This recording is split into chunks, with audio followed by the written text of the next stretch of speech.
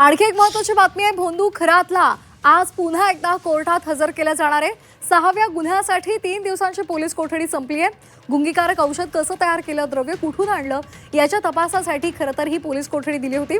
SIT आता खराची पुन्हा एकदा वाढीव पोलीस कोठडी मागण्याची शक्यता आहे। न्यायालयीन कोठडी दिल्यास एसआयटी पुन्हा एकदा त्याचा ताबा घेण्याची शक्यता आहे।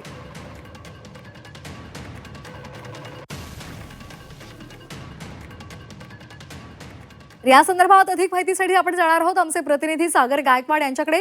सागर, खरात प्रकरणात खरं तर आणखी धक्कादायक गोष्टी समोर आलेल्या आहेत। त्याचे काळे कारनामे पुन्हा एकदा समोर आलेत आणि तसंच त्याला आज कोर्टामध्ये सुद्धा हजर केलं जाऊ शकतं आणि त्याचबरोबर त्याच्या वाढीव पोलीस कोठडीची मागणी केली जाऊ शकते। काय एकूण घडणार आहे आजच्या दिवसामध्ये? नक्कीच खरं जर बघितलं तर अशोक खरात याच्या प्रकरणातले आता नवीन खुलासे जसे समोर येत आहेत, तसंच आज मात्र 6व्या गुन्ह्यांमध्ये जीची पीसी 3 दिवस देण्यात आलेली होती पोलीस कोठडी आज संपणार आहे। यामुळे आज 11 ते 12 वाजेच्या सुमारास अशोक खरात याला पुन्हा एकदा न्यायालयामध्ये हजर करण्यात येईल। ह्या ज्या महिला ज्यांच्यावरती लैंगिक अत्याचार करण्यात आलेले होते, यांना कुठल्या गुंगीचं औषध दिलेलं होतं, कुठून हे द्रव्य आणलेलं होतं, याचा सगळा तपास करण्यासाठी ह्या पोलीस कोठडीची मागणी एसआयटीने केलेली होती। त्यानंतर त्याला ती पीसी जी आहे ती देण्यात आली।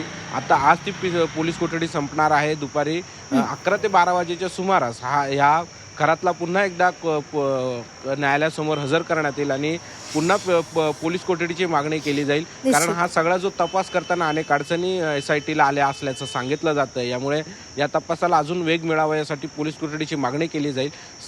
जर समजा हे पोलीस कोठडीची मागणी करताना न्यायालयाने जर न्यायालयीन कोठडी दिली तर पुन्हा एकदा त्याला 7व्या गुन्ह्यांमध्ये ताब्यात घेतलं जाईल आणि उद्यासाठी पुन्हा एकदा त्याला पोलीस कोठडीची मागणी केली जाईल।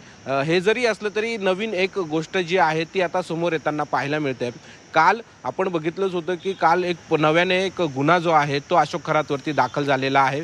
हा जो गुन्हा दाखल ज्याने केला आहे तो अशोक खरात याचा सीए होता। याला देखील भूल थापा ज्या आहेत त्या अशोक खरात याने दिलेला होता। तुझ्या आईची तब्येत खराब झालेली आहे, यामुळे तुला देवदेवतांची पूजा करावी लागेल असं त्याने भूल थापा दिलेल्या होत्या। आणि यामध्ये आता जर बघितलं तर अशोक खरातचं च्या घरी जो कुक होता तो हा सीएने दिलेला होता आणि ह्या कुकने जे आहेत त्याच्या ऑफिस बॉय नंतर त्याच्या कुकने सुद्धा या संदर्भातले काही सीसीटीव्ही फुटेज समोर आलेले आहेत आणि त्यामुळे आता आणखी त्याचे काय काळे कारनामे होते हे अधिक स्पष्टपणे समोर येणार आहे।